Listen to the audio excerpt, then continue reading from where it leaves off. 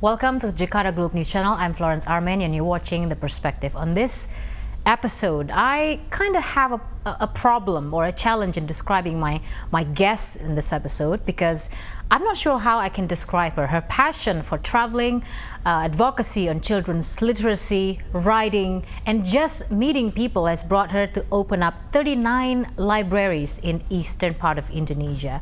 I don't know if if that description does you justice. Nila Tanzil on The Perspective, ladies and gentlemen, 10 Inspiring Women 2015 and other acknowledgements that you have received over the years, Nila. Thank you so much for being here. High time that we speak to her because I have been, other medias have come ahead in meeting and talking to you about your library. Mm-hmm. But we are here not specifically to talk about her library. She has just released her book. You're very proud of this book. This is one of her latest work, I should say, or fruit of passion, labor of her hard work in the past few years. Nila, we'll talk about the book later on. Sure. So 39 libraries you've established since you opened. This is all because you quit your day job and you decided to do something more meaningful in life. It's actually when I started the library, I still worked for a corporation. So I was based in Labuan Bajo, and then I looked at the surrounding and there was no access to books. So I thought like maybe I could do something. So that's why I started building one library, and then the next month, second library, and then until now, it's been 6 years and we have 39 libraries. 39 libraries, and you plan to open up 50 more in the next 3 years. Yes. That's a very ambitious number, but at the rate you're going at the moment, and the people and the passionate people you've been working with, tell us about your team a little bit, about how these people, how your ecosystem have helped you build this wonderful work. So currently, Taman Bacaan Pelangi, or Rainbow Reading Gardens, we're an official registered foundation or NGO, and we have 8 team members, and 4 of them are based in Labuan Bajo because we have 20 libraries there in Flores itself. And then like the rest, we collaborate with. The way we work is we collaborate with the local schools. So we establish libraries in the schools, and then it's part of the curriculum. So every class has an hour to spend in a library, mandatory per week. So that's how we work closely together with the local people.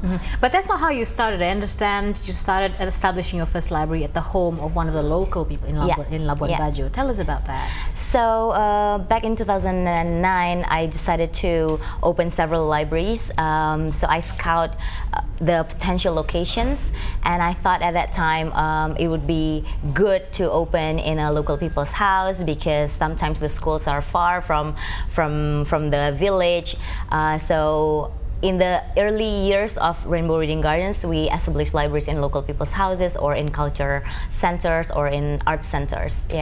But now we moved to a new concept. And communicating to local people about sharing with them your ideas on how important it is books are for their children. What was that like, to convince the local people that, hey, you need a library and here I am, I'm helping you out, I have books, and maybe we can help your children to move a step further and grow that passion in books and reading?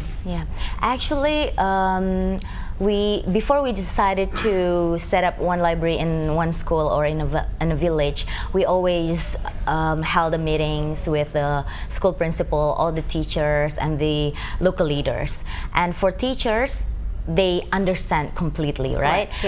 The challenge is when we have meetings with the parents, sometimes they don't get it. So that's why we have to explain again and again, kind of make them understand that books are important. Books can really change their kids' lives and inspire them. So this is something that we keep doing. And I'm just curious, and then how were you able to convince that first house to be turned into a library? It was actually pretty easy because the house that I chose, apparently, this I didn't know before, apparently it was the house of a local teacher. He was a Bahasa Indonesia teacher, and then like his wife is a school principal. So like they were so happy. Like they said that, oh my God, we've been waiting to have a library in our village, and then like yeah, you showed up, and it's like a dream come true. They said. So, and it all yeah. takes off from there. Yeah. Okay. And Nila has also set up an ecosystem to her business, not just sending books over to the libraries in Indonesia, but also appeal to travelers around the world, not just Indonesia, to somehow contribute to this ecosystem. We'll talk about it when we come back.